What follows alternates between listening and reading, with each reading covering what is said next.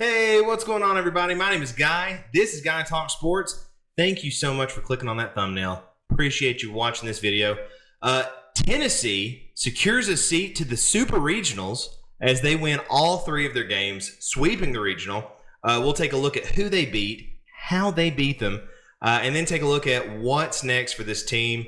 Also, college baseball postseason can be a little bit of a funky format.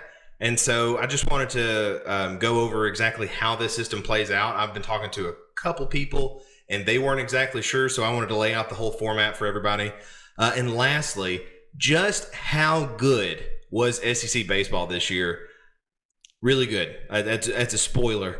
Going to look at what teams made it to the postseason from the SEC. Just kind of wrap up, just to show how good Tennessee had to be this year. But before we get into that, if you don't mind, look down below this video. There's a subscribe button there. Go ahead, smash that for me. Help me continue to grow this channel. Let's get into this.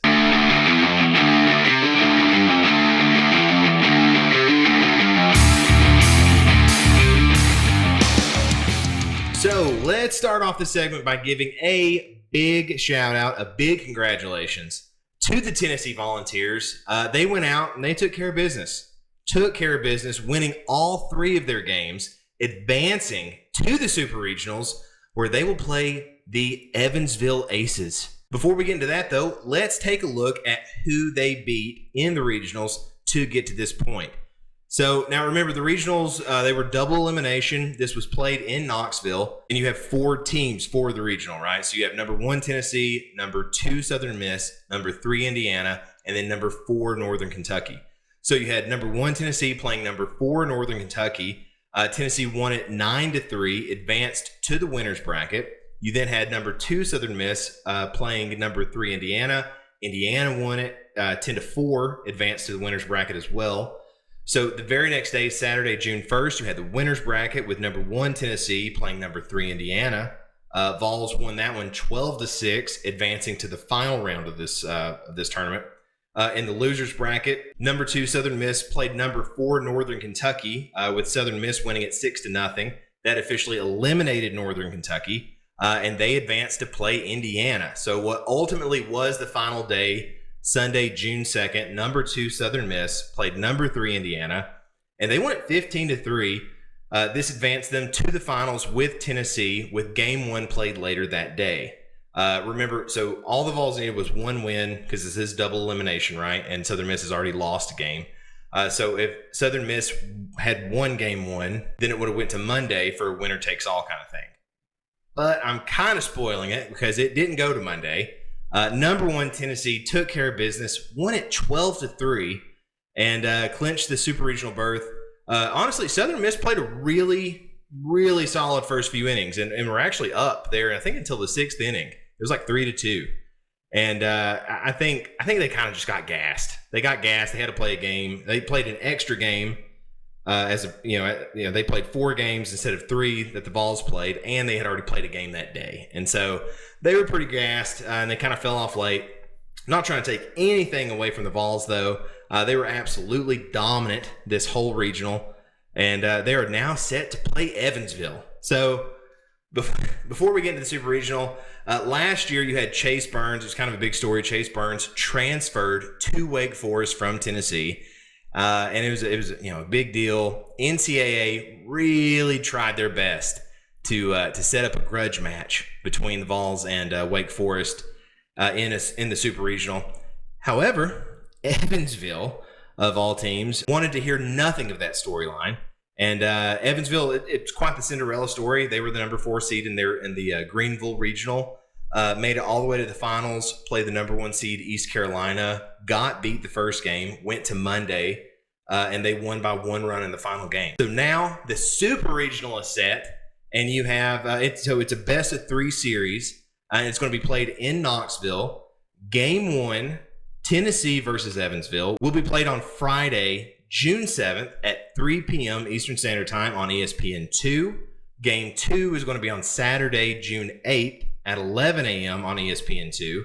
And then, if needed, if there is a Game 3, that'll be on Sunday, June 9th at 6 p.m. Eastern Standard Time on ESPNU. So look forward to that. Big games for the Vols, right? This is make or break time.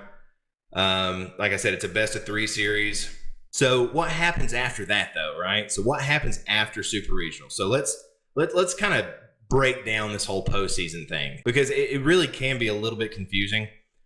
We've already went over the format for regionals, which overall was 64 total teams. You had 16 individual 4-team regional brackets at 4 times 16, 64.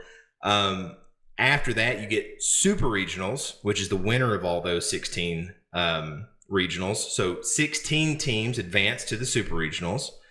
The winners of these super regionals, with 8 teams total, right, then advance to the College Baseball World Series. And honestly, Tennessee was very fortunate. And not trying to take anything away from Evansville, but if you could pick a team, I mean, you didn't want to end up, having to play a number 1 seed, East Carolina even, or Wake Forest. We got a pretty favorable draw, just about as favorable as you can get. Again, all these teams that make it to this point are good teams. And so not taking anything away from Evansville, anybody can win it at this point now. But very favorable draw. The 8 teams that make it to the College World Series split into 2 separate brackets. So 4 teams in each bracket. You get double elimination in those brackets. And then the winner of those 2 brackets then play for the national championship in a best of 3 series. And so that's kind of the format of the postseason for college baseball. A little bit funky, but just kind of wanted to clarify that, because I've talked to a few people at this point now, and a lot of people weren't really clear on like what everything means, because they're named regional, super regional, all this. Last thing I wanted to get into, though, was just how good was SEC baseball this year. Like I said in the beginning, it was really good. It was really, really good. You had 11 SEC teams make it to regionals this year. 11 SEC teams. And if you're wondering, that is in fact a record for most teams put in the postseason. 11 teams. That's a lot of talent. That's a super, super deep SEC. So these 11 teams were Tennessee, Kentucky, Texas A&M, Arkansas, Georgia, South Carolina, Florida, LSU, Alabama, Mississippi State, and then Vanderbilt. Of those 11 teams, 5 teams have now made it to super regionals. And like I said, this just goes to show you how good Tennessee was this year. How good you had to be number 1 in the nation. Not just number 1 in the SEC, but number 1 in the nation. With a schedule like they had, with as deep of a league as this is right now in the SEC. It's as good as college baseball gets, the SEC is. I mean, it's every team you play can win it. That's really all I have for this one. Just wanted to break down, who Tennessee beat, who they're going to play, kind of go over the postseason and how good the SEC was. Thank you so much for watching this video. I appreciate each and every one of you. If you don't mind, like this video for me. Thumbs up, right? Really helps the video out. Drop a comment down below. What's been your favorite moments from the postseason so far? Do you like Tennessee's chances against Evansville? Lastly, please hit that subscribe button for me. It helps me continue to grow this channel. Thank you so much. Go Vols. We'll see you next time.